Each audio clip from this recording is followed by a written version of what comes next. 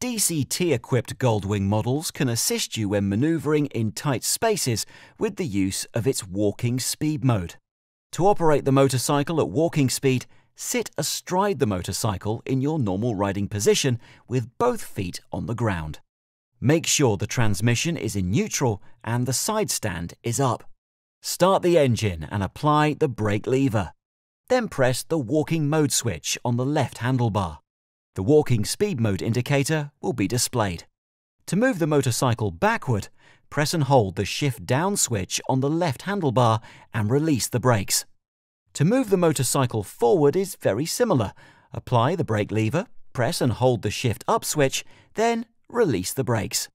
To end walking speed mode, operate the brake lever or the brake pedal.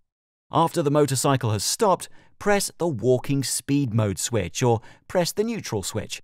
Make sure the walking speed mode indicator turns off and the neutral indicator comes on.